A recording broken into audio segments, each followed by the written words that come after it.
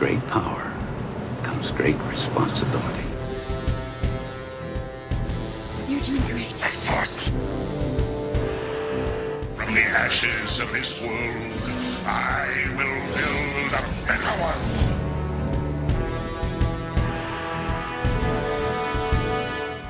Dormammu, I come to bargain.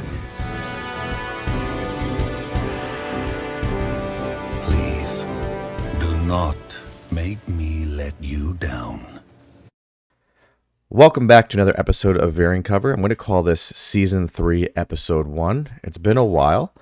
I'm Mike Whalen, also known as Asteroid MCP on YouTube, and I'm really excited to start this new season of Variant Cover off with Nobility, AKA Jeremy. Or is it Jeremy AKA Nobility? That would make more sense, wouldn't it, huh? Yeah, I guess so. Yeah, fair enough. My parents don't call me Nobility, so. Not yet. I'm excited here to talk about Kang the Conqueror today and Cabal.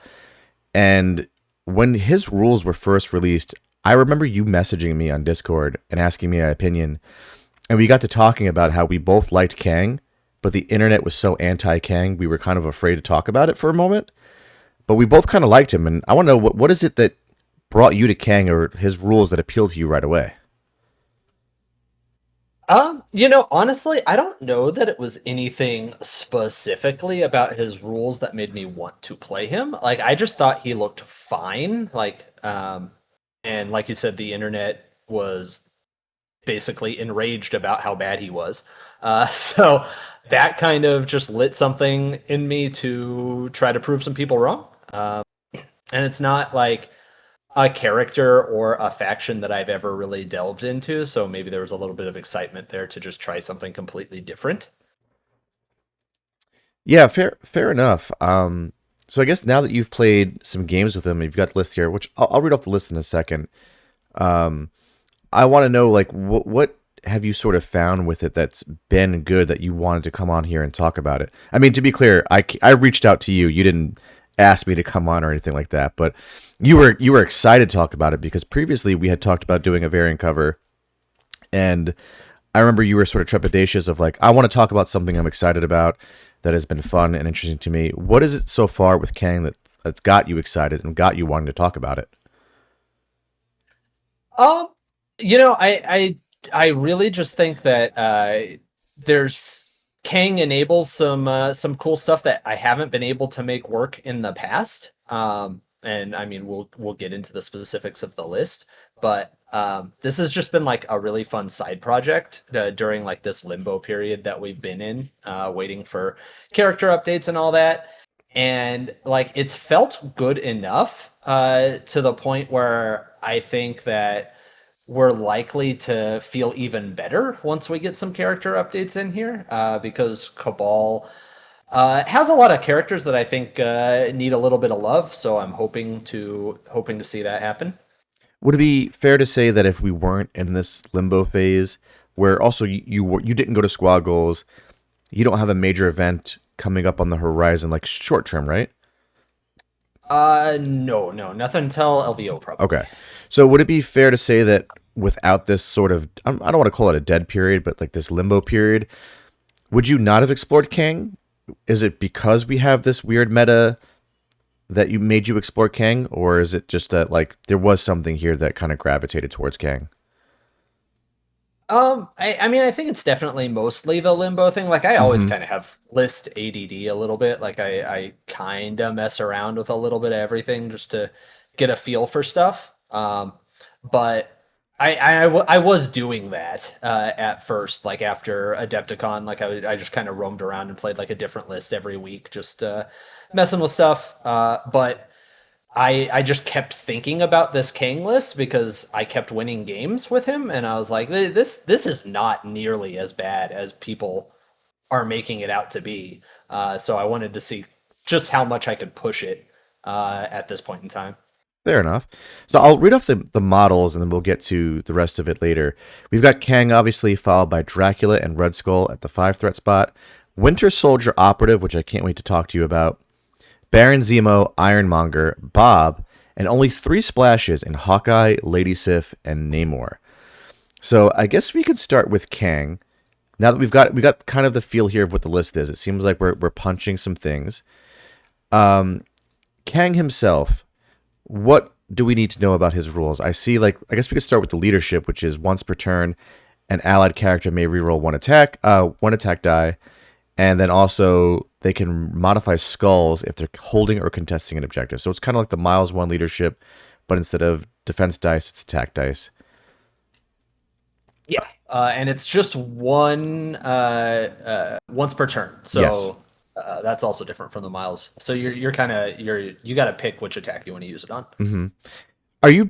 Would you say you're building around the leadership, or is it kind of like I'm playing good models and a good list, and if they happen to synergize with the skull unlocks, like we want that or we like that, but we're not really building towards it? Because I do see Namor and Sif here, so I feel like we're leveraging the skull unlocks, but maybe I don't want to like overstep on that.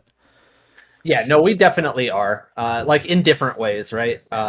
Like you're trying to do as many attacks as possible, including on your opponent's turn, so that you get the effect, every turn potentially, rather than just your turns. And then yeah, the characters that can leverage the skull unlocks are like Sif in there and Baron Zemo, obviously. So you're definitely focused on the leadership here. So another thing I want to ask you kind of about Kang is he's got a lot of stuff on his card, but there's a lot of power attached to it. So we've got the 6 power spender. That's 9 dice where he can reroll any number of attack dice. I kind of want to start with there. And normally I don't go into like character reviews on this, but I haven't experienced any Kang on the table. So I don't know what his play patterns are and what you're actually like, where the value you're getting out of him is. Is it that you're nuking things with that spender, or are you just kind of getting a lot of value from the leadership? Or both, because both is also possible. It's both, but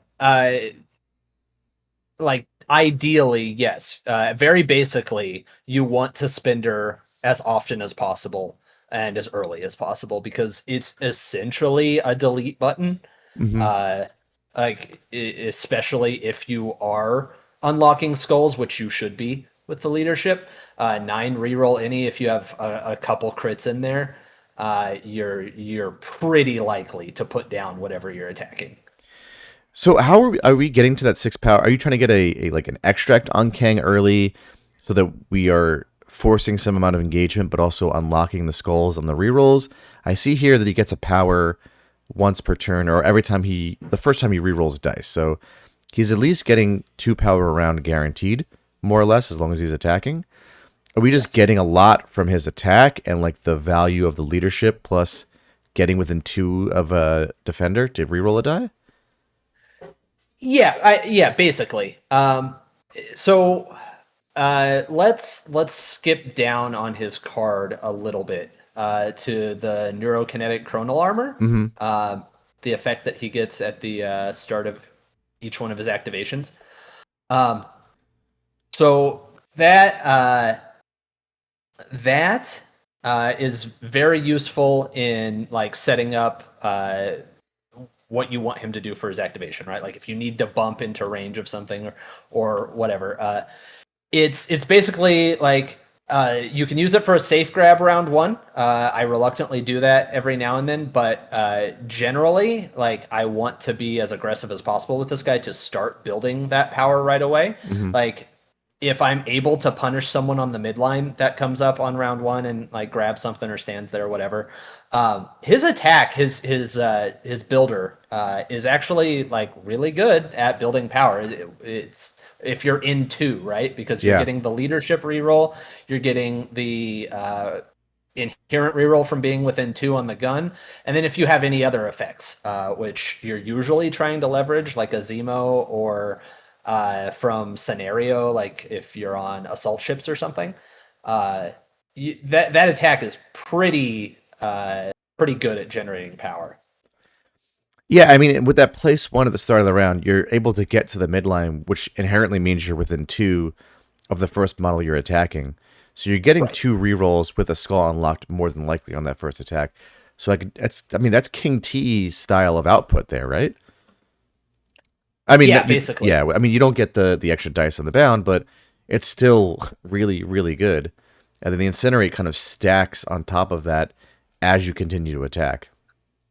Yeah, it's really interesting because I mean you're probably rolling a wild on the attack, so you can choose incinerate or hex are usually the main options you're choosing between round one, Hmm. and it's always going to be contextual based on like how much damage you did and what the model is and whether you have prio going into round two or not, whatever. But like if you're doing one damage with that attack, then you're generating two power because you've gotten the power from the damage and from his reroll, which is turning your throw online, right? So a lot of times, like especially against like 3 threat models or something, like I've had it happen against a black cat a number of times where I'll walk up and I'll do like 2 damage to her, and I'll give her a hex, and then I'll have 3 or 4 power to just be able to throw something because his throw is amazing. Range 3, medium throw, size 3 or less. Yeah. So there's usually something around. So you have a decent chance of just like taking out most 3 threats on the midline round one if your opponent lets you have that option. Fair enough. And then we've also got his temporal rewind, which I'm really curious because, like in my mind, we're really trying to leverage that spender to nuke something, and then the throw if we need to push that last bit of damage through. But the temporal rewind is something like, is this? I don't know. I mean, I can't get in the head of AMG what they were thinking here, but I'm wondering if this was kind of meant to be like defensive. To 4 power is a lot, but I was wondering if this It was is. meant to be like a defensive maneuver or if it's meant to be like something when you whiff that 6 die attack and you're trying to get power. I'm just curious, like how you found its use cases. Like, do you use it often? Is it every game? Is it something that's like super super contextual? It is, yeah, it's very contextual. I'm really trying not to use it because it is expensive. And like I said, I'm trying to spend her as early and often as possible. So having to burn 4 power on this, or even if it's just 3 because you get the one back on defense or something, that's a pretty high price to pay, and I'm really only willing to do that if I have to. So if I'm gonna die or whatever, but I have used it offensively before, just like towards the end of a game or something. If I really need to get a daze and I do happen to whiff or whatever, it is very nice on attack when you have unlocked skulls and the defender doesn't, because you can kind of just you're basically doing recal math each Hmm. time, right?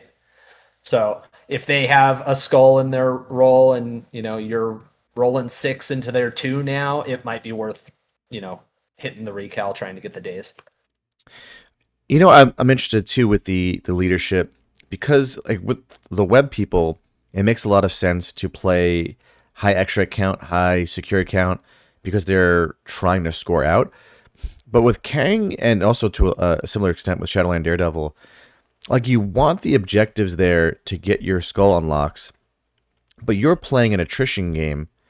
So like have you found any kind of like that sort of being at odds with each other where you want the extracts or the secures there to unlock your skulls, but also you don't want the game to go too fast? That really hasn't been an issue. I mean, you're usually not having any sort of an issue contesting something with Hmm. Kang to get these unlocks, whether it's you picking up something right away, safe grab or otherwise, or just being on a secure.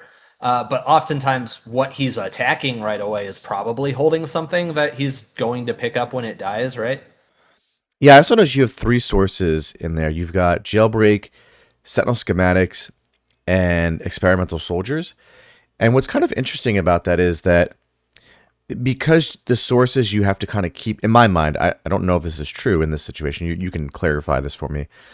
But because there's four of the Sentinel Schematics, four of the Jailbreaks, but at the same time, it's inherently slower because you have to keep picking them up. It feels like a really unique middle ground for Kang where he can get people securing things, but even though they're not holding yet.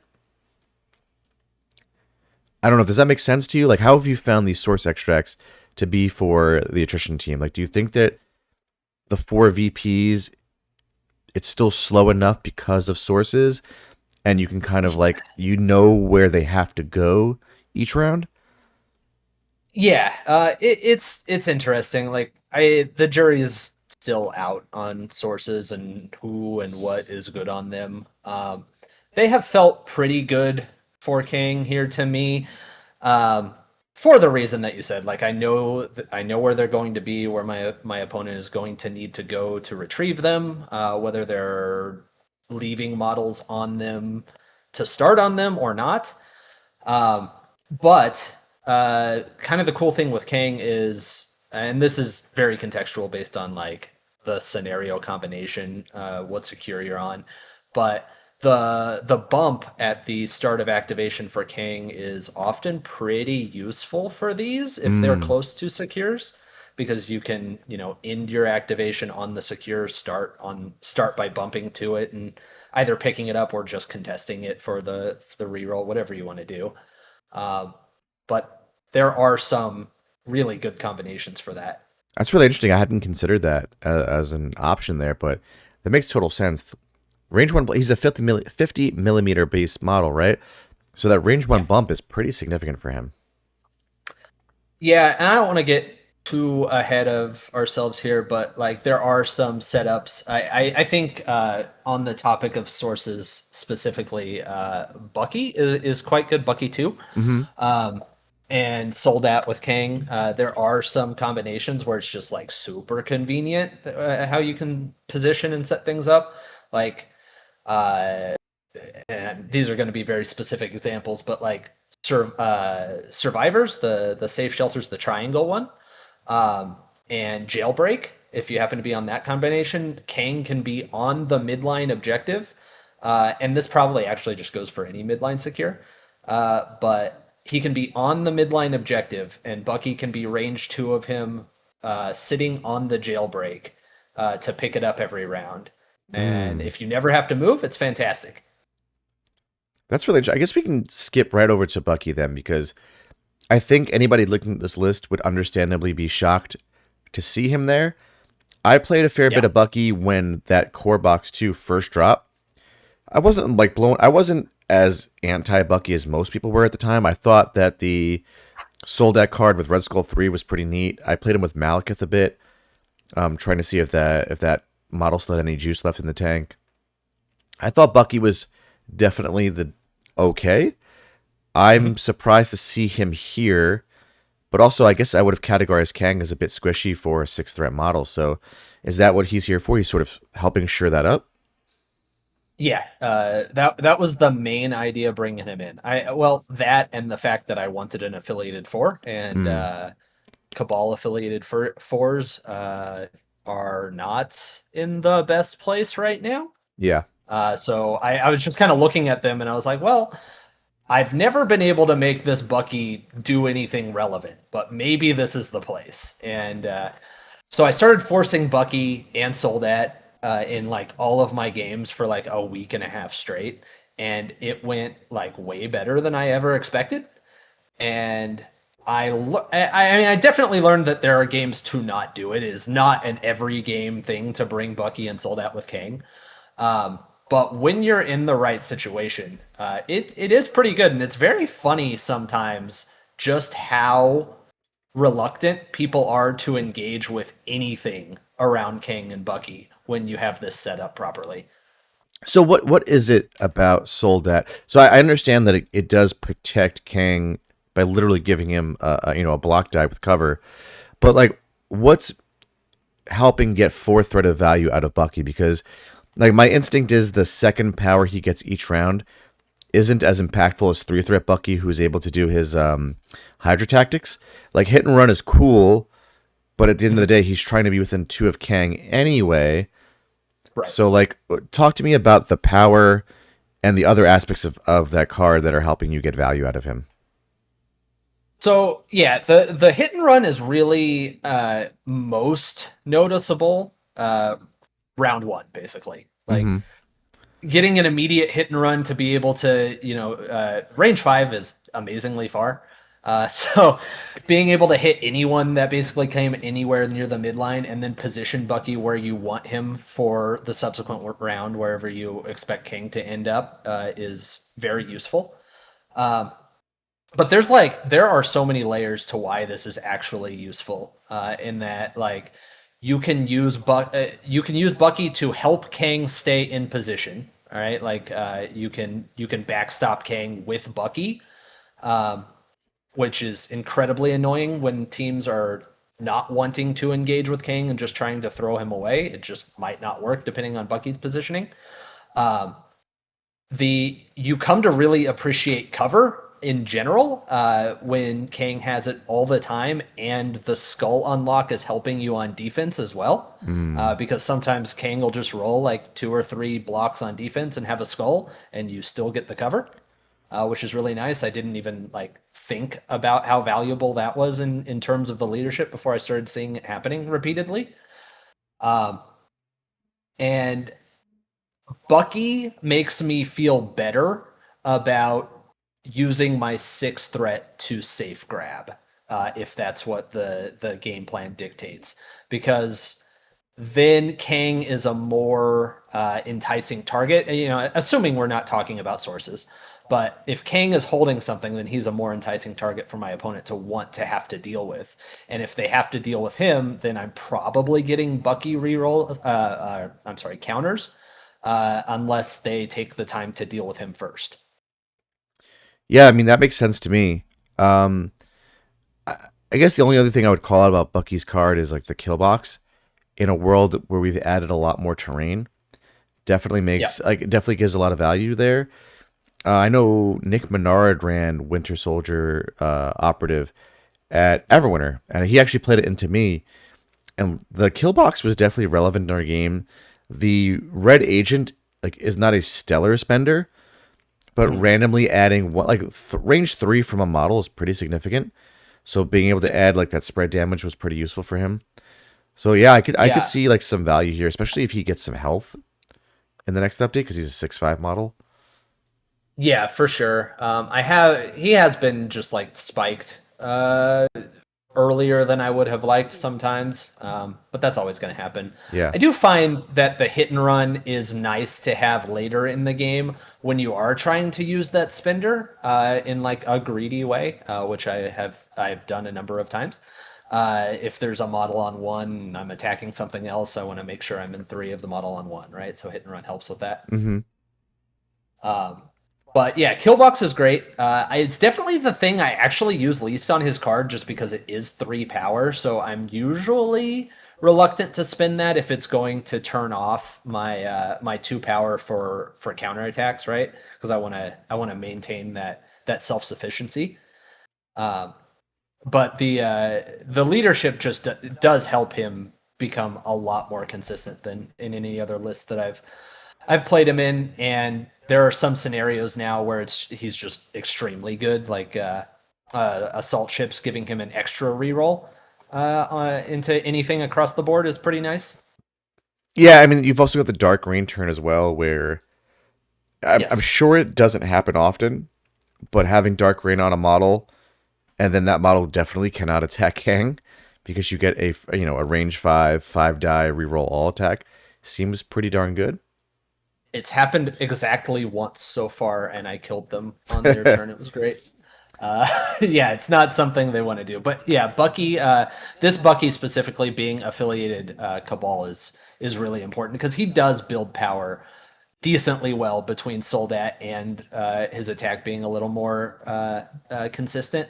So him just even being able to pay for Dark Rain, like if I'm activating with King or something, is really relevant a lot of the time. Yeah, I mean, I think a big reason we haven't seen a lot of Bucky is that I think if Soldat was a card you could play in Shield, you still probably wouldn't see a ton of them, but you'd have reason to try him in Shield and Winterguard, because I think that card is a big factor of why he's interesting. But we haven't seen a ton of Cabal since Red Skull 3 came out, other than the Thanos build, post Thanos build. And Hydra is like largely a meme outside of what Dutch does with like 7 wide, 3s and 2s. But if there's a world where like Cabal the faction is good with Red Skull 3 and Kang, I could definitely see this character making more lists. Yeah, no, he's been a lot of fun here. I've been really happy to actually get something out of this guy for a change. The next model we're going to talk about is Dracula, who I'm really excited. I love this model so much. I think he looks cool.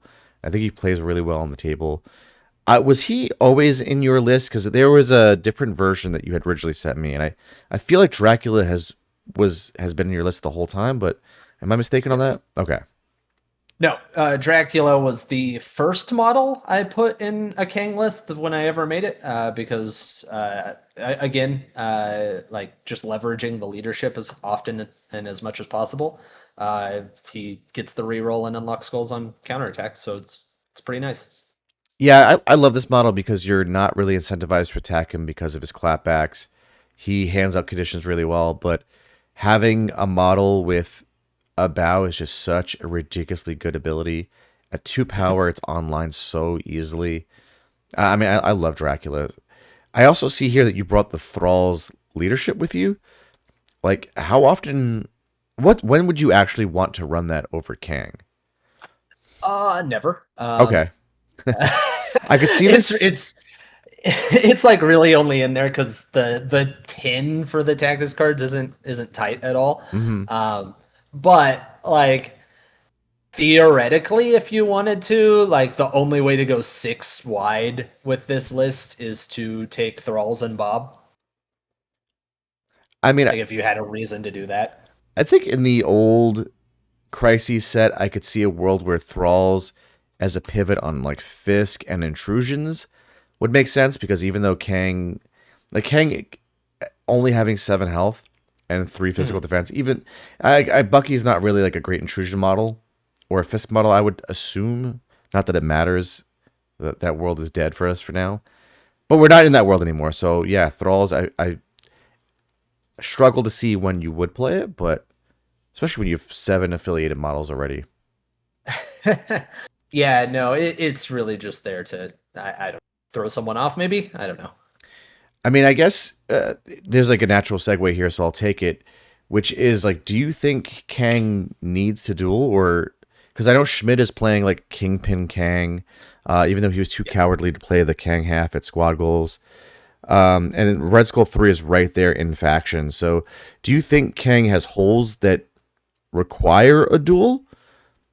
Well, since you mentioned it, I'm gonna call Schmidt out for lying, because he told me he would play Kang on stream if he got put on stream, so he disappointed me.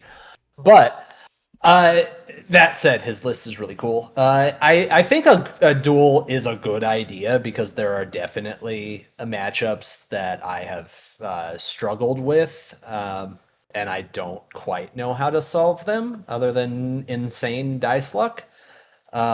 Namely like criminals, kingpin criminals on like a wide map like Infinity Formulas is like a super tough game to win. Yeah.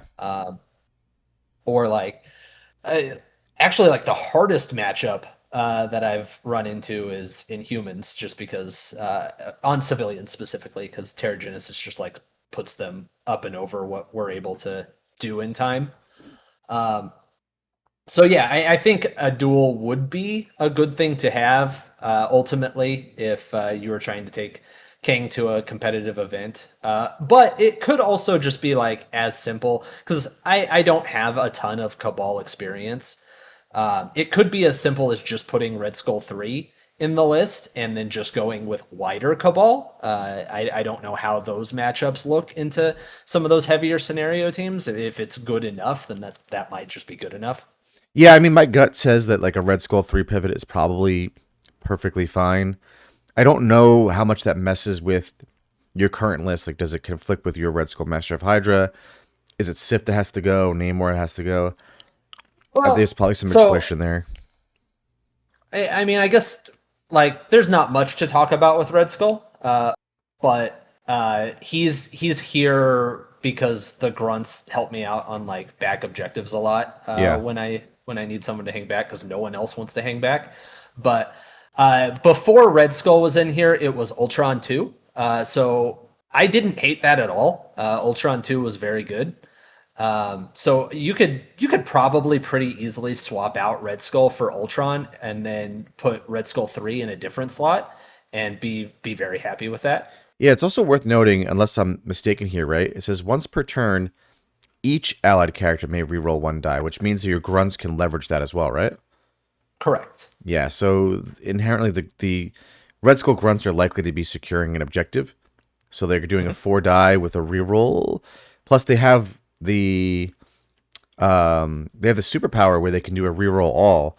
So you can leverage that with the skull unlocks, which is like that could potentially be some pretty strong damage. That's like what expected output of 3 or 4 damage on that? Yeah. You Or successes, I should say. This is definitely the first list where I've ever like taken a moment to consider Hydra Assault every single time I've activated those grunts. Yeah. Because it is really good. Yeah, that's definitely something I wouldn't have thought of initially with the list, but I can see that being like genuinely problematic for an opponent. Yeah, no, it's really good. The Ultron grunts were good, but not that good, right? Because they don't have the Hydra Assault option. Yeah, they also like they can't skull unlock either, right? Because they can't contest anything. So yeah, like the Hydra grunts or like a Fury Splash, both are really interesting here. I think it's worth considering, especially the Fury grunts are likely to get attacks off every round, and they get the reroll from Nick. That could be pretty spicy. That's worth thinking about as well. Yeah, if I didn't hate playing Nick Fury, I might try that. But boy, do I hate that model.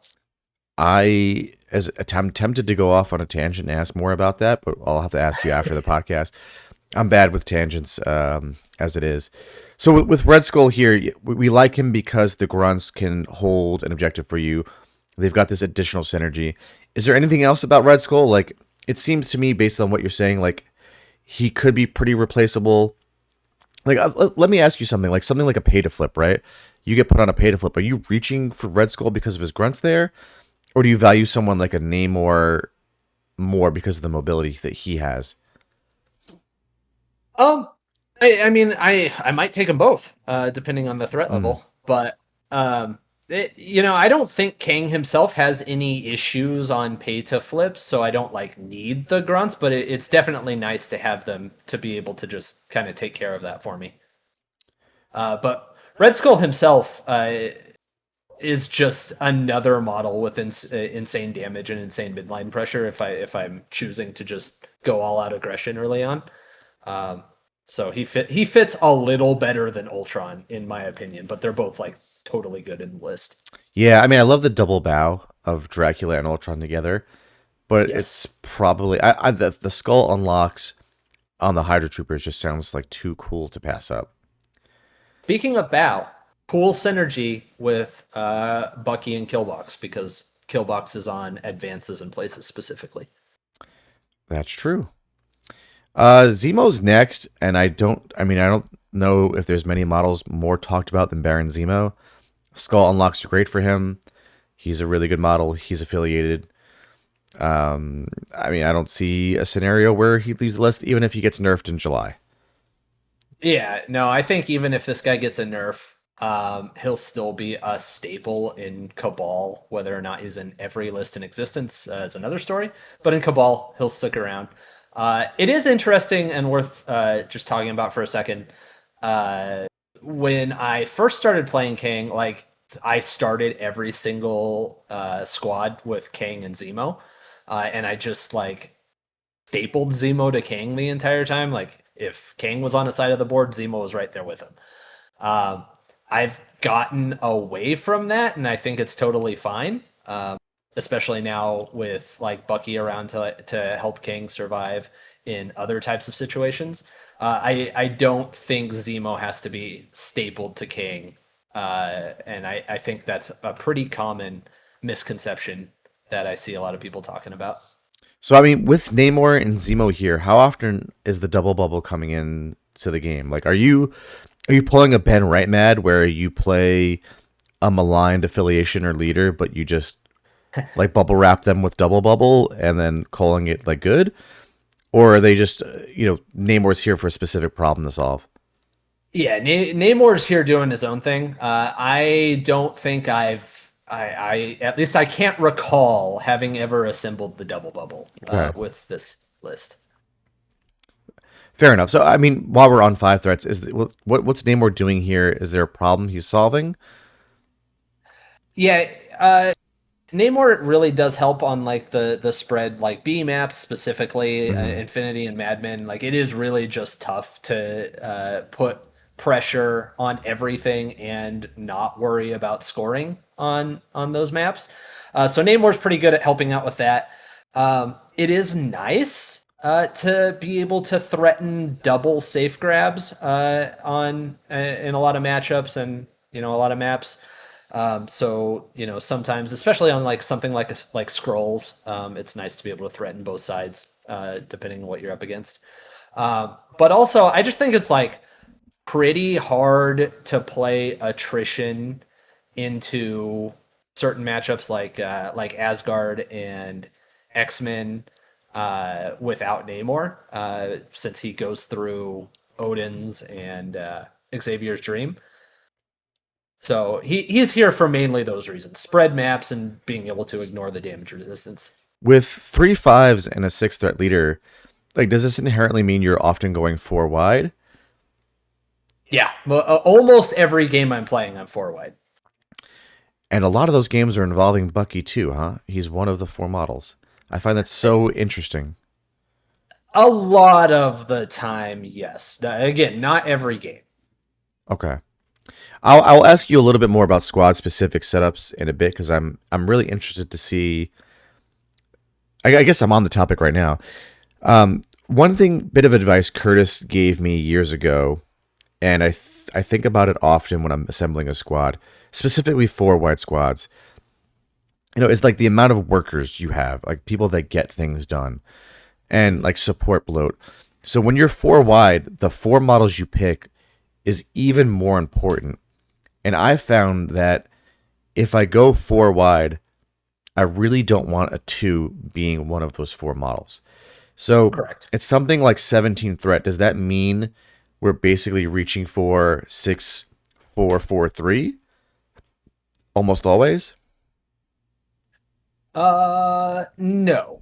Okay. It's an option. But I think my most played 17 is probably 6-5-3-3. Okay.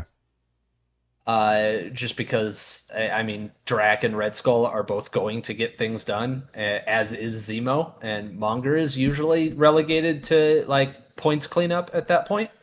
Okay, yeah, so my math was just poor in that I forgot that we don't need to run a 2 if we have a 5.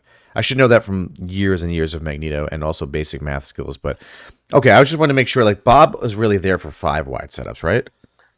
Yes. Okay.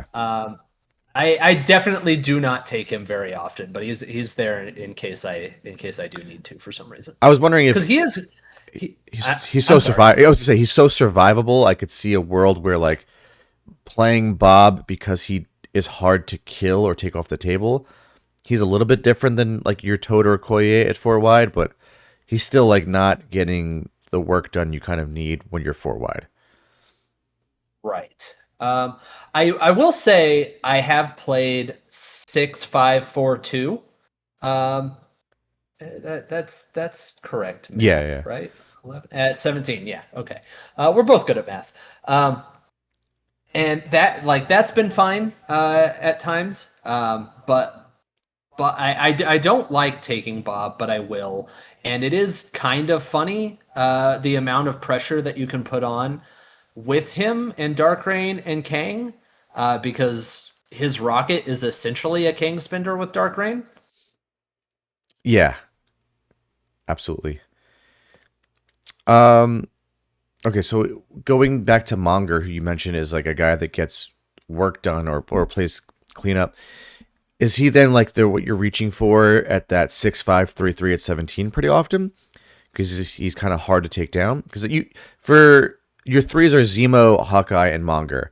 I'm imagining Zemo is in most squads because he's really strong, takes advantage of Dark Reign well, Yes. and then Ironmonger being like fairly tanky. When I go 4 wide, I really like having at least one of my threes being kind of hard to kill, and Ironmonger definitely does that. So would you say that you're reaching for Monger Zemo in most setups where you're going to grab 2/3s? Yes, absolutely. Yeah, that's definitely the order of how often I'm taking them. Is Zemo number one, Monger two, and Hawkeye last. Okay. And yeah, Monger, if I just need someone who's going to survive and I can rely on to score points or at a minimum slow down the scoring, that's his job pretty much.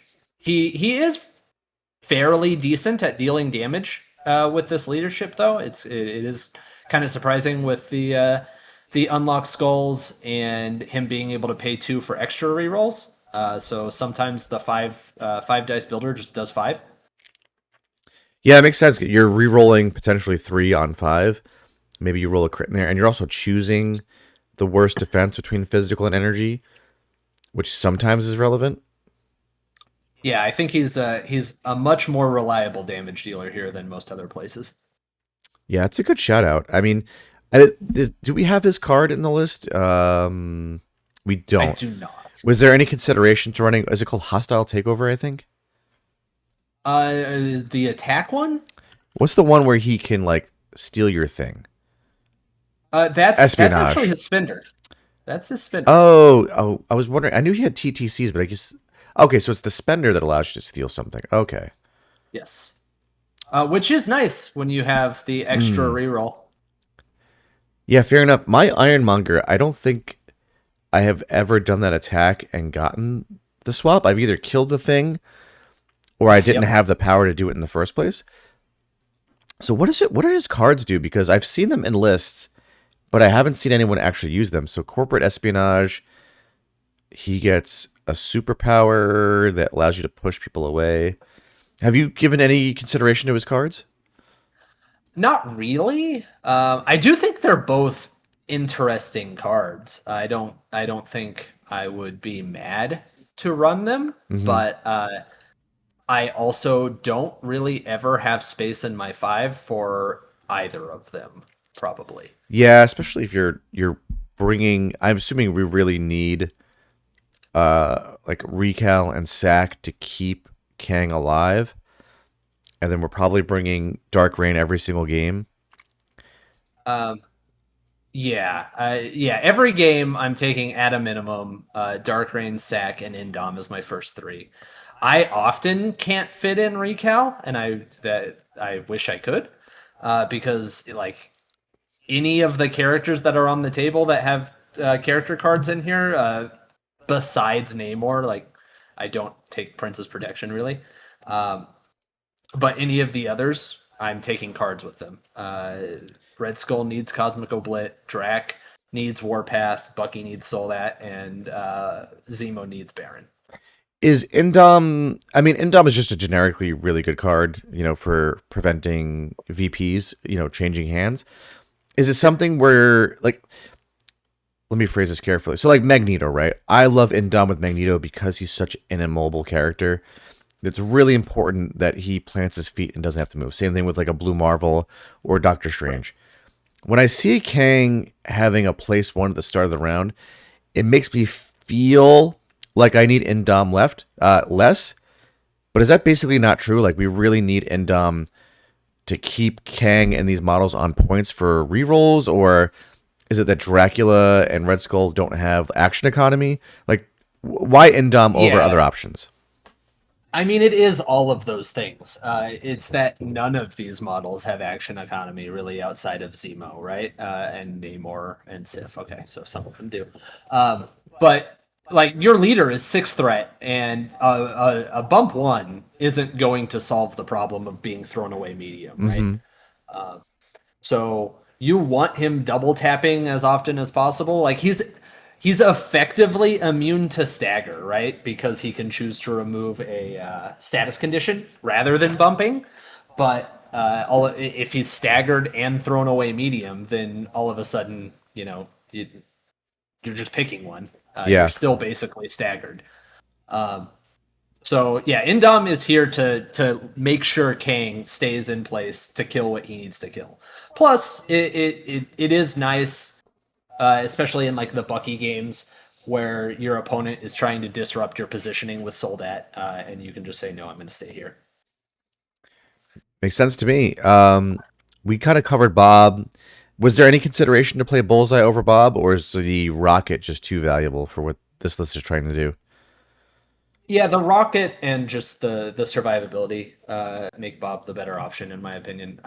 I haven't been a huge fan of Bullseye outside of like Crims since his nerf, so I've been saying not a hard choice. since the nerf that I feel like every time I play Bullseye, I'm playing 2-threat down. He's in my box of I won't play this model ever again box, which it's a strong statement, but that's just how I feel about him versus other twos. Like, still the best thing he does, right, is being able to like auto kill stuff that are on one, and with this list and King specifically, like you're often not leaving things on one. Like it'll happen, Yeah, but you're killing things.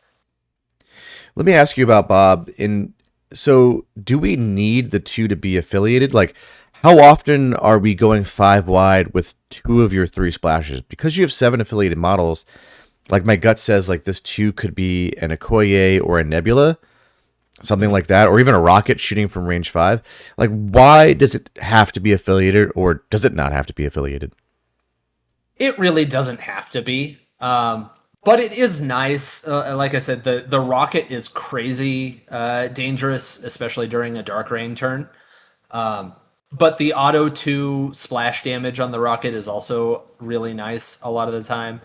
I think the only 2 that I would take over Bob is probably Nebula, just because she's also going to be a very consistent damage dealer. Yeah. But she does not get skull unlocks, unfortunately, in this list, right? That's correct. Yeah. Yeah.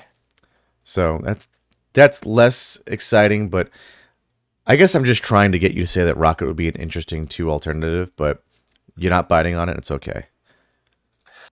He would be my 3rd choice. I'll There give we you go. that. Yeah, there we go. We got it. I've become like a much bigger fan of Rocket recently after Sooner ran him into me at a practice game before Squad Goals, and I was like, oh, this model, like range 5 is really good, as you mentioned earlier with Bucky. I do think, yeah, and Rocket's probably even better now, like with sources, right? Because of booby traps potential. It's not something you're often thinking about, but I think like traps models in general are just better with sources. People repeatedly having to go to the same place. Absolutely.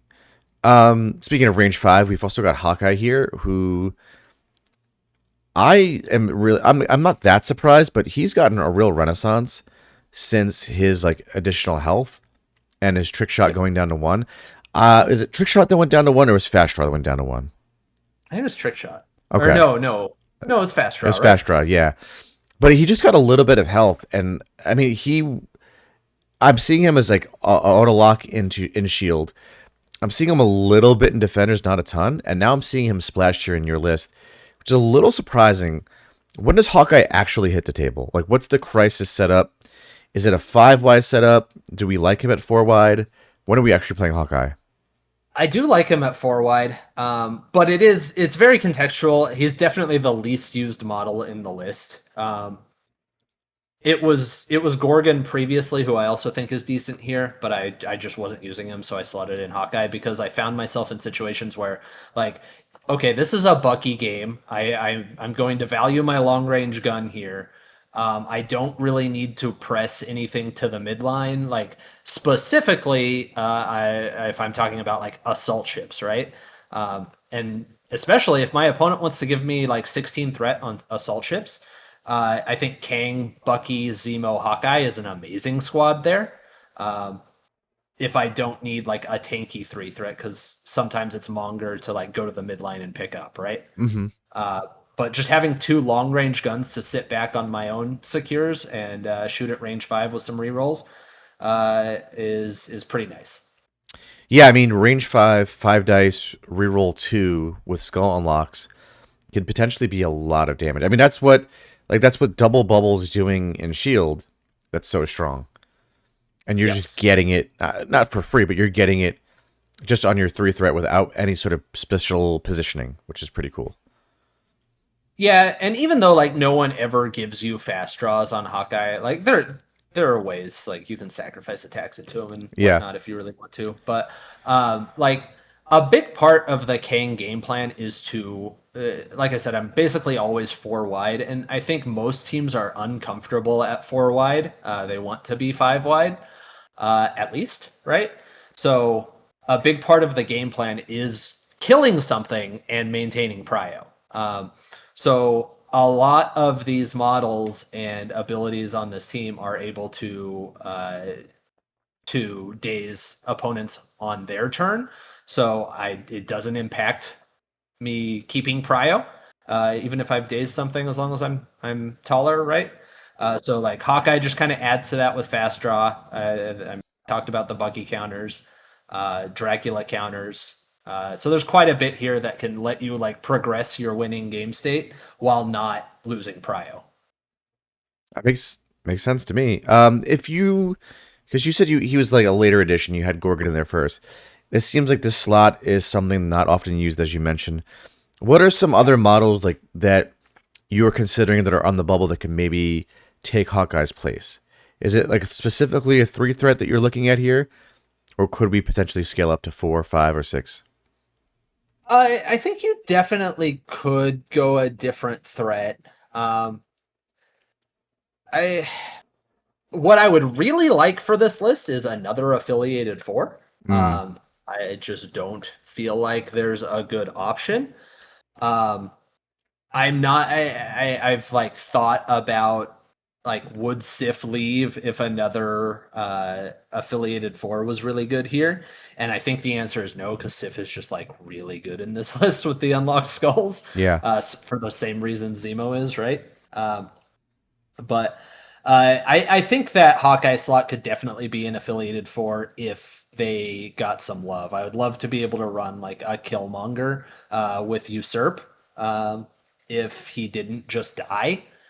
Um, Omega Red is a character that I think would be really good in this list if he just weren't so dang slow. He just takes too long to get online. But I think like the main weakness with this list is character displacement. So like having Omega Red affiliated and having his ensnare would be amazing. So like right now, what that spot could be is something that helps with character displacement. That would probably be the most useful thing for that slot. Yeah, I mean, Omega Red is, I'm sure, going to get health updates in July, where he'll be maybe like a 7-6 or 7-7 with DR, which is really good. But if that small move goes to a medium, all of a sudden he goes from a slow model to a zoomer. He Yep. can be a great extract grabber round 1, or even just like walk 5 dice with a reroll is likely to get a power, and then you're able to ensnare them in to Kang. So yeah, I guess this is a model to look out for. So if you're hearing this, and then the July updates come, and we see that go through from Omega Red, or even Sinister, right? Because Sinister is another one that he's got a bow, so that could definitely be another. And we know Sinister is getting. I believe we know he's getting more than just a health buff because AMG talked. Yeah, they talked about that. So if he's got a range 3 strike, so if he's able to get something where he can get power round 1, and then bow things into Kang, that could be really good. Yes. So those are some things to look out for. Yeah, I would be very excited for this list if any of those things happened. I mean, even like I said earlier, like Cabal, I think a lot of the characters need quite a bit of help, and that doesn't just include 4 threats. Like if there were another affiliated 3 threat, because Zemo and Monger are great here, I don't have any reason to think about or want to replace them. But if there were another affiliated 3 threat, that would be nice. Like Crossbones 2 or even Viper if she got something to make her useful. Another affiliated long mover would not be unwelcome here, just to help on those spread maps. Fair enough. Yeah, I'm looking. I've got the Cabal list up here, and there's a lot of models that look like they aged poorly. So Yeah. there's definitely some stuff here that I would expect in July to get little bit more updates. I think Killmonger just getting health is probably really good. Like if he was like a Yes. 7-6, and he's able to take a punch and then leverage that into charge spender, like that's really damn good. Because Killmonger is not far off. Yeah, and I even said it in a game earlier today, because man, just Fury Jr. is everywhere. Yep. Boy, would I love to be able to play Killmonger without worrying about him just falling over, so that I can punish all of those Fury grunts and just get kill count tokens like crazy and have him usurp. And this list would be extremely happy to be able to do that. Yeah, so let's keep an eye out for that stuff coming next month. Another one I guess worth shouting out is also Mystique. I think she's also really close to being strong. I mean, if you got the rapid fire is better if you had rerolls on more than just one attack. So I guess she's more of a Shadowland Daredevil model than she is a Kang model. But either way, like she's a great person at paying for Dark Reign. But in a world where you're 4 wide, I guess she's not really what you want. Yeah, for sure. Now, I'm focusing specifically on Cabal models here when talking about these slots. Like I said, I don't think Sif would ever want to leave just because she's so good here. But both Hawkeye and Namor are totally cuttable if there are better affiliated models, because just having more characters to be able to pay for and benefit from Dark Reign is very important to Cabal. So if this could be a fully affiliated list, I don't think that would be a problem at all.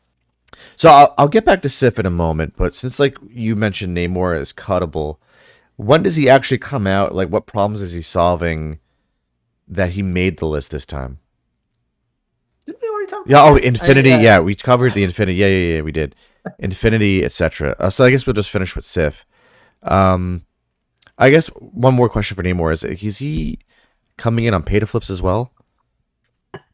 I know we covered the wide maps, but like something like a Guardian Save Shi'ar. Like, I guess you might not even select it from your opponent's list, but if you've got that in there, it's like a fairly a box shape. So, is Namor just then like an Infinity model and like a Madman model? Yeah, no, I am generally avoiding these things as much as possible, right? Like you said. But yeah, if I were to be forced onto something like a Guardian Save Shi'ar, Namor would probably be a heavy consideration. I actually haven't been forced onto that with this list, so. But yeah, I mean, he would be very useful there, so probably. All right, the last model is Sif, who you said is not coming out anytime soon because she's got the full rerolls. She also is kind of hard to take down with the DR there. So, I mean, how often is she actually making the squad? Pretty much anytime there's like it's going to be like a heavy midline brawl. Sif is probably hitting the table. It's going to be her over Bucky.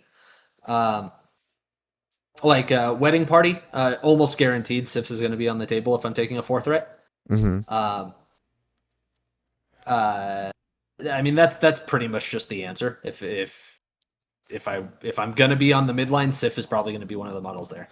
So when we're building, is it kind of like a Bucky and Sif is like a binary thing, like it's one versus the other, depending on the crisis setup?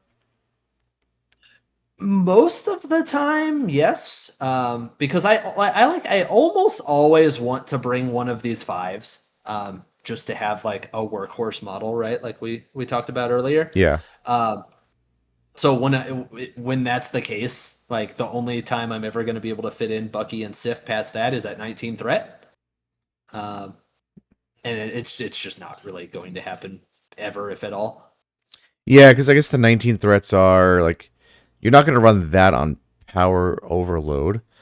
You're probably not going to you're going to try to not take that crisis, I assume, if it comes up for your opponent. You've got your, what's that one called? Not the New Legacy shape-ish. Experimental, soldier. So if we're not taking those 2 4s, and it's a fairly midliney thing, we're reaching for, let's say, Drac. Are we going to go like 2 5s and a 3 there? Yeah, very likely. Okay. And in that situation, is the 3 we're often reaching for, is it going to be Zemo first because he can just delete things, or do we feel Monger is needed to play the scenario? It's gonna depend on the secure that's coming out with evidence. If I do kind of need someone to hang back, then it might be Munger because I'm definitely not hanging. Well, no, it is probably always Zemo because the skull grunts will be whoever needs to hang back on a back secure. Oh, true. Yeah, yeah, yeah. That's we. Yeah, it's super obvious now. And then Zemo being a long mover just allows you to apply pressure where you kind of need it. I mean, this list kind of moves, even though they don't have like great action economy. You've got a long move, 50 millimeter base on Drac, and then 50 millimeter base medium move on Skull and Kang. So you can kind of get where you need to pretty quickly. So it's kind of hard for Yeah, your opponent it's to get away from that. yeah, it's usually not an issue early. It's just with the flow of the game and how things go. Things can definitely end up out of position, but they are pretty fast. When it comes to Red Skull versus Dracula, do you find yourself reaching for one or the other more often? Like you said, the Red Skull grunts obviously are really important for holding it back secure. Does that mean that Red Skull is the first grab most of the time for the list? You know, I can't say that Red Skull's the first grab because like I haven't had him in the list super often. He's solving a problem right now for me that I was just having an issue with before. Mm-hmm. Um, I do think Drac is probably my first grab if there's anything midline related, right? Like, because he's either going to be able to punish or go up and grab something and force you to interact with him if you want it. Um, I think he's the best affiliated 5 with King in general, personally. So Drax definitely the first one I'm reaching for, unless there's a situation on the board that makes me think like Drax is just going to be bad in this game. One of the things I'm trying to figure out is like when Bucky comes in, because you like reaching for the 5 because they get a lot of work done, but you also mentioned how great Soldat has been. So that's a 15 threat core right there.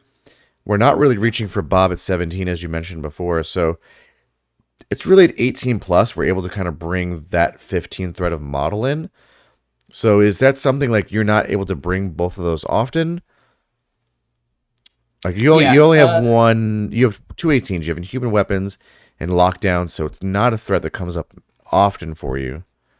But you have a lot of 20s. Yeah, really, the only time like it can't happen, right, is 16 threat, which is fine. Like at 16 threat, we have other options like the 6-4-3-3 is probably what's coming out. But I mean, even at 17, like I mentioned, I'm totally willing to run 6-5-5-2 to have both of my 5 threats, or 6-5-4. Yeah, 6-5. Sorry, my math is awful. 6-5-4-2. Yeah. Yeah. So that's Bucky. Yeah, that's Bucky and a 5. Yeah, I'm willing to do that at 17 if I feel like it's going to be good into whatever matchup I'm going into. Okay. So let's take a look at some of the crises and talk a little bit about the squad construction there around that. So you've got the experimental soldiers, Inhuman Weapons, Sentinel schematics, alien ship, jailbreak. I mean, I think they're all pretty obvious fighting crises here. We got meteors, assault ship, lockdown, wedding party, and survivors search for safe shelters. The first thing I want to ask you about is assault ships, because it's really spread out, and it's a little bit hard sometimes to cross into your opponent's assault ship. So I found this crisis to be surprisingly good for things like Kingpin, Inhumans, Sam Wilson. Even though their models can get killed more easily from the attack reroll, the fact that it's so spread out has made it a little bit awkward. It's kind of like an infinity formula, but a little like skewed. So what's your experiences on Assault Ship? I know you said you like the Hawkeye Winter Soldier combo there, but what are some of your other experiences on that? Is it just those two alone are so good, it forces some engagement for your opponent, or is there something else I'm missing with that crisis? No, yeah, I mean, I definitely have had games on it that get a little tight towards the end, points wise. Like, oh no, my opponent's going to score out. I need to make something happen, right? Hmm. Uh, but I mean, I do think that with the leadership and the scenario effect, and then like usually there's a Zemo around for like Master Swordsman and stuff. Kang rerolls himself. Like it's just a ridiculous amount of dice consistency. So you're usually killing stuff pretty dang well. And Hmm. when you have two range 5 shooters, you're starting the train really quickly. If Kingpin wants to try to play on this and they want to send their long movers up to contest and slow down my scoring, like they're going to die.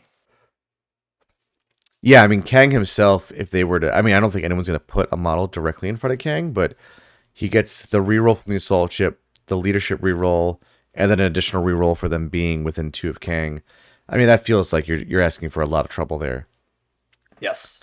Uh, Yeah, it's usually pretty crazy. Like people won't give that to you round one, but I have had Kingpin players like, last activation of the round run a long mover up against whatever point Kang is on, and that model is just dead at the top of the next round.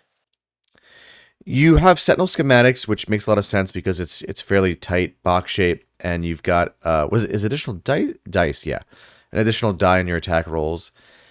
Jailbreak is one that I have no idea who's actually the best at this or who's really strong at it. Do you find it awkward at all playing Jailbreak where your opponent's extract holders can be so far away from you? And then, depending on the secure, it can get a little muddy with who's picking up your extracts? Generally no. Jailbreak has actually been my favorite source with Kang. Just because it's the round one play pattern is very easy for Kang. And then depending on the secure, um, uh, I mean, your opponent is going to have to send some models up to the midline most of the time if they don't want to just get scored out on. Um, so like if they're holding back a model or two to freely interact with their jailbreak, like I'm fine with that. That means my somewhat squishy 6th threat leader is just going to delete whatever's up with really no risk of being harmed himself. Um, but Kang himself just grabs the jailbreak round one with the bump and then proceeds to the midline, right? Hmm. So that's pretty convenient. And then I mentioned like Bucky just sitting back on that sometimes depending on the combination, so that's convenient. And then like I don't mind my 3 threat monger, or that might be a game where Bob comes in to just be that guy to sit back and grab one of the jailbreaks if I even think I'm going to care about those points throughout the game. At 20 threat on that crisis, I assume we're trying to be 5 wide generally. Yeah, probably. Because we can comfortably do 6-5-4, the Bucky, Drac, Kang, and then play Yes. like either a Zemo Monger and Toad. I'm sorry, not Toad. Bob, Yeah. which like seems reasonable enough for like getting to your extracts and holding them, and then still having plenty of output with Kang, Drac, Zemo or Kang, Drac, Bucky. Yeah. Yeah, no, I think actually the last time I played Jailbreak it was 6-5-4-3-2 that I ended up doing. I think outside of that, I guess Survivor Shelters is one where I often feel like I want to be 4 wide because it is just 3 VPs. Are you typically going 4 wide there with like King, Drac, Skull, and Sif? Yeah, this one is a little more up in the air between whether like it's Sif or Bucky, because like I actually don't mind uh Hang going up to the midline on this one and Bucky kind of sitting behind him. Because a lot of times people are very, very worried about that middle secure, right? Because it's an odd number of points from secures on the board, so they need 2 out of the 3 in order to feel good on points. So they're probably going to come up and engage with Kang, and if they're doing that and I have Bucky behind him, then I can usually get quite a good bit of value out of Soldat. But then on the other hand, Sif does have the immediate midline pressure with the charge, so like I'm kind of fine with either of them there. Yeah, I mean, and the range 5 on Bucky covers the other 2 secures pretty well, right? Depending how you have him positioned, yes. Like a lot of times I have him positioned away from the other secures, like kind Okay. of like so he doesn't cover all of them, but I don't really need him to, right? Like I only care about 2 of them. I don't care about pushing into my opponents most of the time. So as long as I'm covering my home one and the mid one, I'm pretty happy with that. Fair enough. I mean, I think the rest of the secures and extracts are fairly obvious. Like Lockdown, Wedding Party, you're punchy, Meteor's punchy, and I think that our conversations around squad building are easy to apply to the other ones. So I don't want to like belabor the point in the way that I belabored the Namor point by asking you the same question twice. So we can go over to TTCs, and like the first thing I want to call out is that we don't have any of the Kang specific ones. We do have Cosmic Oblit for Red Skull, Dark Rain, which is an auto take, Baron, which is often an auto take for Zemo, Indom, Recal, Warpath, Thralls, Princess Protection, Soldat, and Sacrifice. So you mentioned, I guess the 5 is kind of tight. Was there a consideration or any testing that happened with the Kang cards? We've got 3 of them here: Chronal Manipulation, Steal the Future, and Trust No One But Yourself. Right. I'll be honest, no, I never used a single one of them. I did have some of them in the list from time to time. It's just like I could never take them in the 5. I just don't think they're good in general. Like I've seen other people use them, and like anything in this game, because this is such a well-designed game, like you can make things work, but it doesn't mean that they're good. Like I think Steal the Future is a really, really, really cool card in concept, but boy, does it there's just no way that works in practice. Yeah. You know, you just you're never gonna score victory points, and you're like, it's so hard to table things already, and now we're gonna go into a time where models are getting more health, so it's gonna be even harder to make it work. So like I think that one is probably just straight up bad. The other 2 are probably like at least playable to where, you know, if things are going well, then they probably help to kind of like win more type things, in my opinion.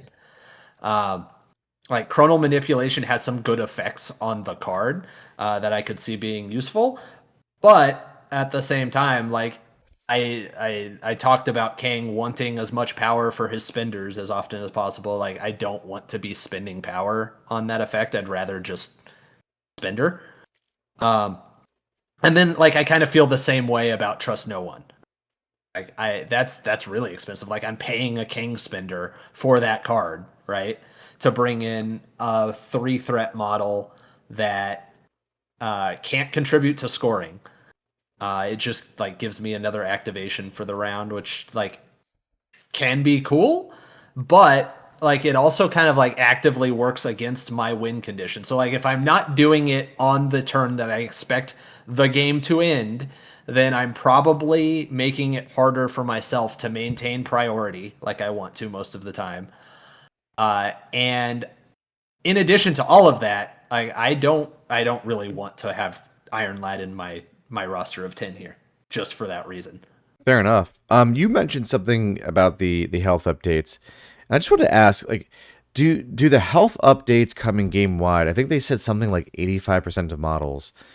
Does that concern you at all as a guy playing an attrition list? Or is it like, you know what, I'm getting health too, and my models kill so well, I'm not really worried about, you know, leaving the next group of models alive on 1? Yeah, I think it's more that. Like, I think it'll be a wash for the most part. Like, you hit so hard with a lot of the stuff in this list that, like, you're often overkilling stuff. You're not just, like, hitting things dead on. Yeah. So like a point of health on each side of a card for the vast majority of characters is probably not going to be super noticeable. So I'm not terribly worried about it. It's you don't win this, you don't win games by tabling here. Like you can, but it's so hard to do that you're getting your opponent down to like where they have 2 models left and they just can't score as fast as you do at that point, right? You mentioned you haven't played a lot of Cabal prior to this, but we already touched a little bit on Red Skull 3. Do you think what is it that Kang does better than Red Skull 3? Like why should I not just grab Red Skull 3? Is it that Kang himself is so much better at killing in an attrition list? Yeah, I think that's what it is. Is like he himself is just like such a delete button when you need something to be dead and he's got power. Um, Plus, like if that is your game plan, like I've talked about priority. Like the taller you are, the easier it is to maintain priority, right? Yeah. So that just inherently helps that type of game plan. But like Dark Reign has always been like the scary turn for Cabal, right? Like no matter what leader you're playing against, whoever you're playing against, you're always like, okay, I got to be ready for the Dark Reign turn. I need to save my recal for Dark Reign. I need to save my defensive tech for Dark Reign, right? Yeah. Kang kind of opens that up a little bit in that like every turn can be Dark Reign for Kang, right? Like if things are going well because his spender just has Dark Reign written on it. So if he's deleting things by himself without having to spin Dark Reign, then that's longer that your opponent is worried about Dark Reign from your other models who generally aren't quite as threatening, right? So like every turn your opponent is like, oh, I can't recal this because I've got a King Spender coming at me, or I can't recal this because he hasn't Dark Reigned yet. You mentioned before, and you've mentioned a couple times that sometimes Kang has the option to safe grab. How do you sort of decide or determine the situations in which you safe grab with Kang versus when you need to go into a fight? Is it like I'm playing against another super killy team, whether it be like a Wakanda or Defenders, and I really don't want my Kang. I want to play a little cagey and find the openings for Kang. Yeah, it's really like an activation order thing and matchup thing, right? Like I've played a couple Cabal mirrors, and like you actually really want to lose second prio in that most of the time because you want them to have to come to the midline before you if anyone's going to go to the midline. Yeah. So like in that instance, especially like if it's a Red Skull 3 mirror, like it's like I have the option to safe grab that and get off of the midline, and maybe you don't, right? So that's when I'll do it. If I know that my opponent is always going to have last activation and they're never going to bring anything up across from Kang, as long as I do not activate Kang, then I'll reluctantly safe grab.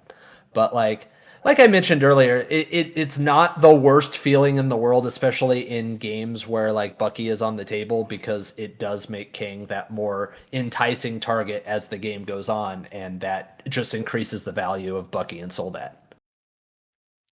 So I want to just finish up with some like matchup specific stuff, and I know you've only played X number of games and you can't hit everything, but you're a highly competitive player, so I'm sure you've thought about how Kang matches up into the top teams. So I just want to list a couple of top teams one at a time, and we'll just talk about like kind of your gut feelings of the matchup. I think everybody is on the same page and that the first thing they're thinking about is Defenders. So how do you think Kang matches up to that Defenders duel? I'm sorry, that Defenders matchup. It's probably pretty rough. I've only played against Defenders, the Defenders we're talking about. I've only played against it once. I did win that game, but I do think I got pretty lucky.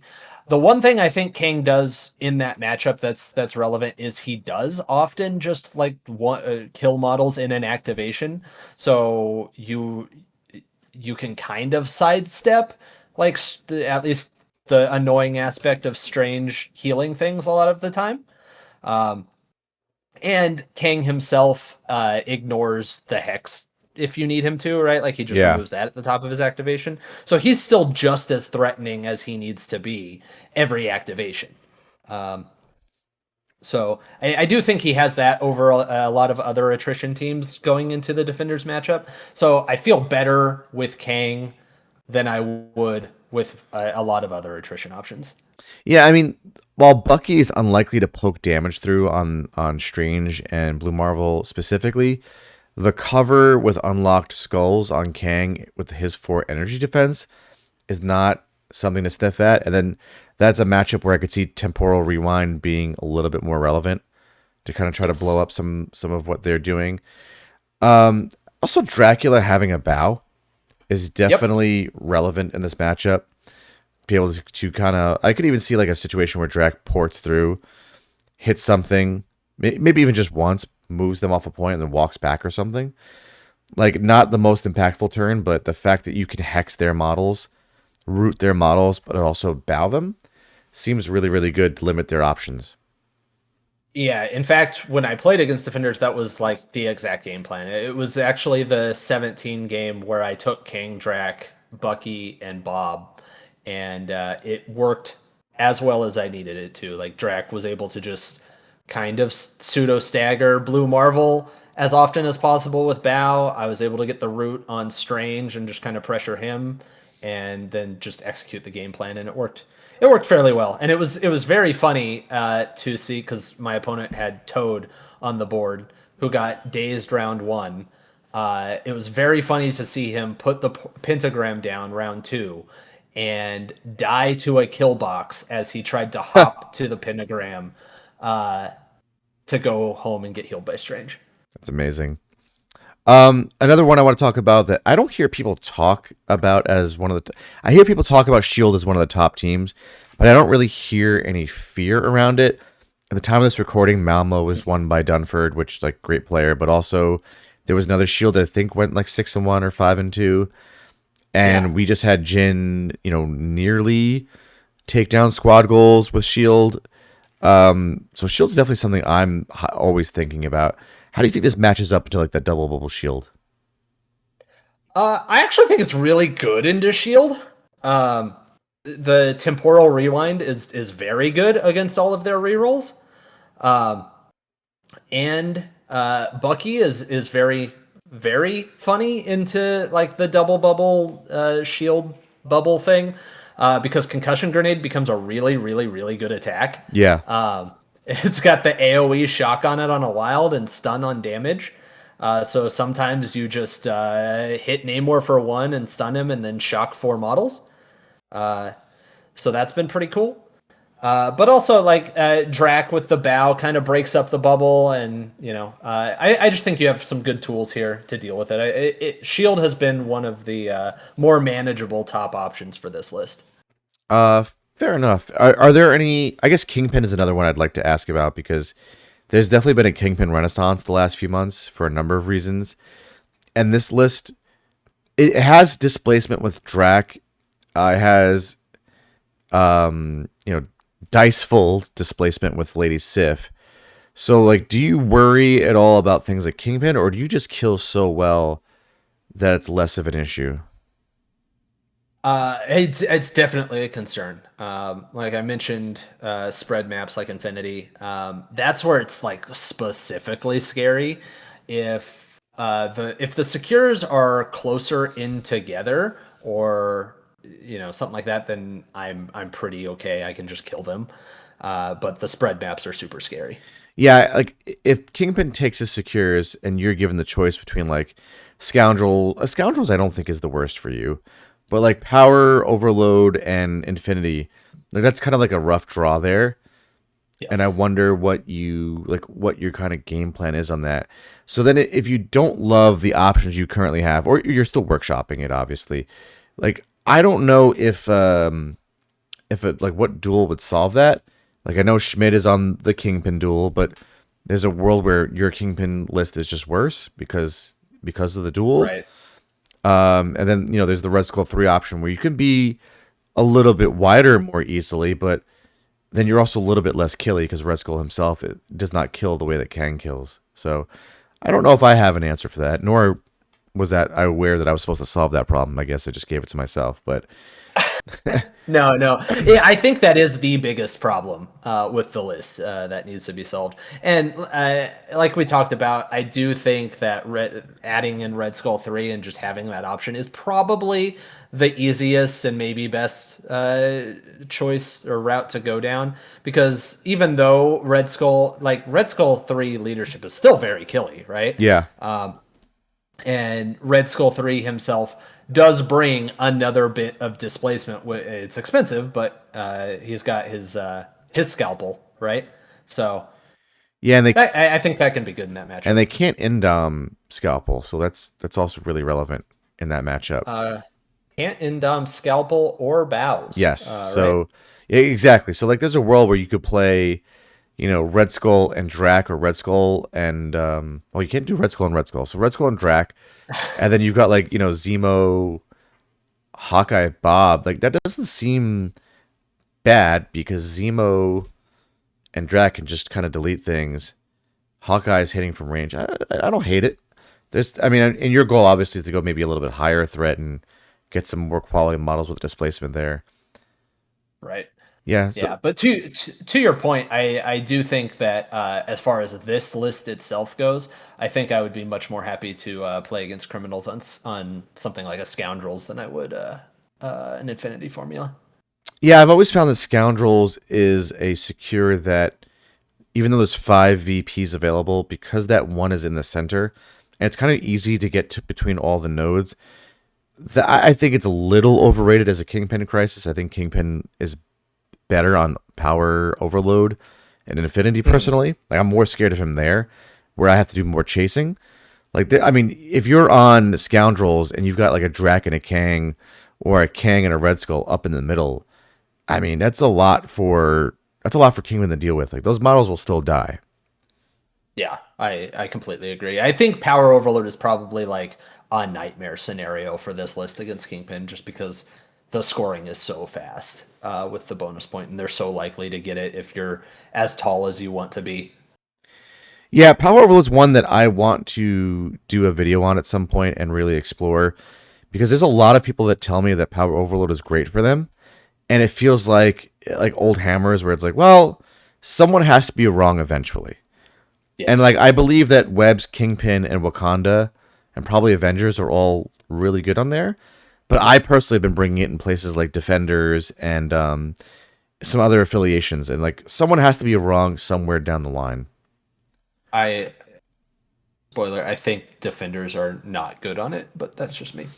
I convinced Curtis to add it to his list before Squad Goals. He liked it a little. He beat Janway on that actually in the TTS League. Not that like that one game is not exactly the greatest sample size, but I think they like the threat, so it might be something where they're picking that out of their opponent's list, and maybe they don't want to bring it. But when you have to bring 5 secures, like it gets a little sketchy on that 5th secure. It does for sure. Yeah.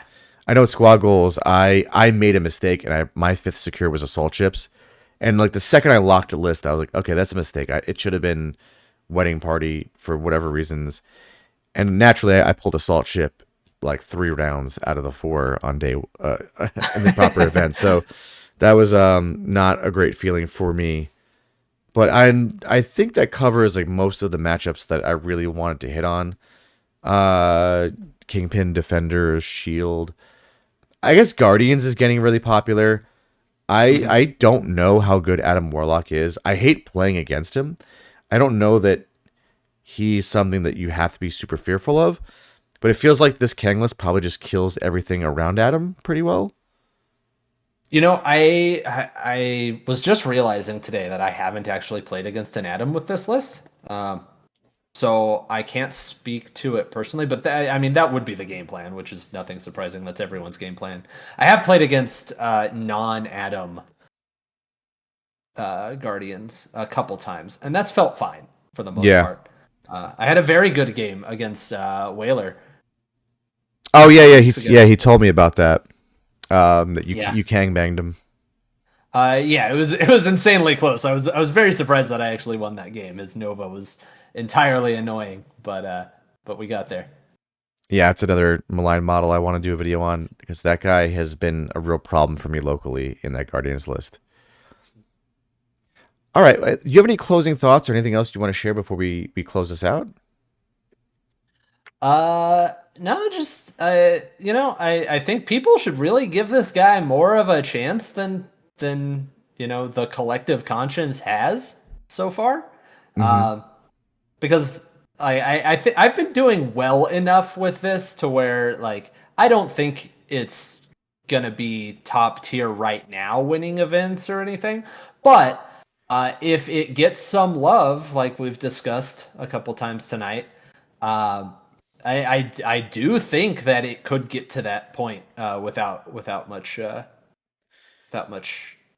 else. Yeah, I'm curious if Well, I put Kang that out there. himself gets any health. I'm wondering if 6 and 5s, like where they end up with on the health scale, because 4s are like allegedly 7-7, and like 3s we're seeing kind of like beat 6-6, unless there's some other defensive tech. So I'm curious if 6s scale much beyond that. So that'll be something interesting to see if that happens. Um, Other than that, I guess I'd like to just acknowledge or point out that we both stream. So I stream over at Asteroid MCP. I'd be hard pressed. It'd be hard to believe that somebody's listening to this right now and isn't already aware that you also stream on YouTube. But on the chance that they don't know you stream on Twitch and YouTube, what is the channel? It is Nobility MCP. And that's the YouTube and the Twitch. Sorry. That's the YouTube. Okay. The Twitch is Nobilibang. No Billabang. Okay. I mean, if they're seeing this, they probably are already aware of that. But neither one of us have streamed much recently. I mean, I think we've been trying to take this break, and I was grinding for squad goals. But I'm excited in July to get back to streaming. I'm sure you are as well. Yeah, for sure. I think just in general, people are a little less excited right now, just Yeah. because everyone knows new stuff is coming, but we don't have the new stuff yet. But I am very excited to get back to streaming once that excitement picks up. Yeah, I haven't put out anything official yet, but I know you're aware of this. I'm going to like make a proper YouTube video explaining what we're going to be doing in July, but I've organized all the MCP streamers again like I did last year for that team event. And I've talked to a lot of community leaders about setting up an event in July over a 2 week period where we just stream just a butt ton of games and specifically set matchups to show off the new things people are brewing. So be on the lookout for a YouTube video explaining that concept in the next week or so, and then how we're going to recruit and do signups for that, because it's not going to be a traditional event.